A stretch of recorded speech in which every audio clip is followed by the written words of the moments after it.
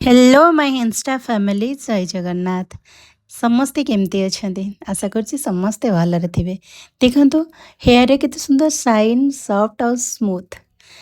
Hair treatment है nourishment treatment तो step by step आपण मानक मु बुझाऊँगी आज ये हेयर रे मैक्सिमम रू 5 रू 6 मेंबर को हेयर ट्रिटमेंट होती तो या भितर आपण मानक केते जनकर देखा जाय माने ट्रिटमेंटा केते जनकर देखा जाउची सेटा तो मु पर्टिकुलर कहि परिबिनी वीडियो शूट हैला बेले तो सेते ध्यान देनी बट देखंतु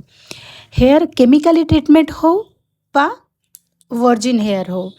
हेयर रे जितेबले आम केमिकल ट्रिटमेंट करूँ तार प्रॉपर केयर न नेले हेयर ड्राई आउ डैमेज हुए जदि आमर वर्जिन हेयर जदि प्रॉपर होम केयर आम न करूँ सी भी ड्राई आउ डैमेज हुए तो रूट्स रु किछि सेक्शन बहुत हेल्दी रहे हेयर बट एंड सेक्शन गुड़ाक बहुत ड्राई फ्रीजी स्प्लिट एंड्स हो जाए तो जदि आम प्रॉपर केयर न करवा एसबू जिनस को होम केयर रे राइट सॉल्यूशन होची जेमती कि पूरा लाइट ऑयल हेयर को नरिशिंग दब ऑयलिंग न करवा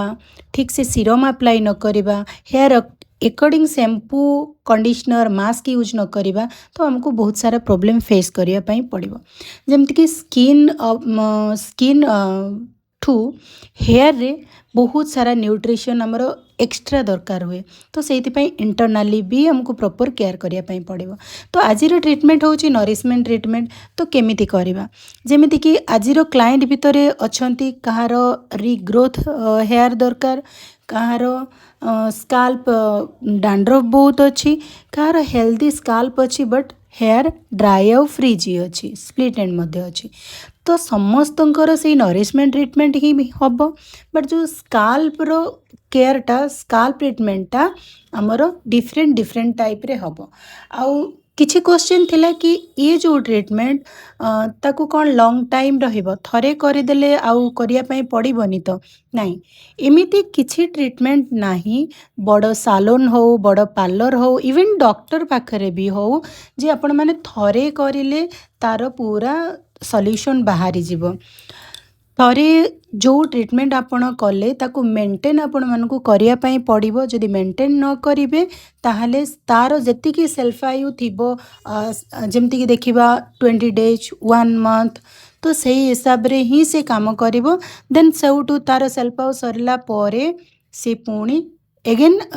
रिटर्न आसीଯିव तो आमको सेठी कौन करने पड़ो जमीती कि मु स्प्लिट एंड्स रो आउ आमर ड्राई डैमेज फ्रीजी हेयर को नरिशमेंट ट्रिटमेंट देइछि तो आवश्यक अनुजाई आंटी फ्रीज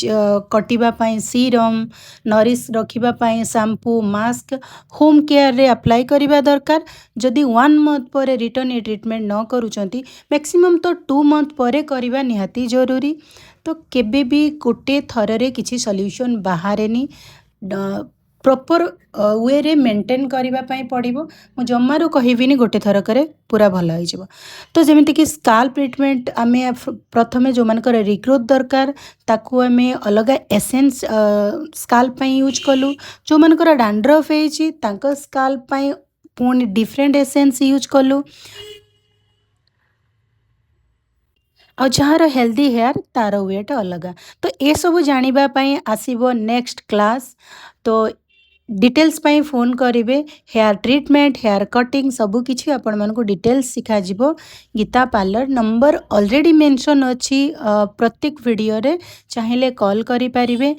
बहुत फास्टली बुकिंग करें आशा करुँच वीडियोटी भल लगी जदि यूट्यूब रे देखुं प्लीज सब्सक्राइब करें आउ जदि इंस्टाग्राम बा पेज रे देखुं प्लीज फॉलो करने जय जगन्नाथ।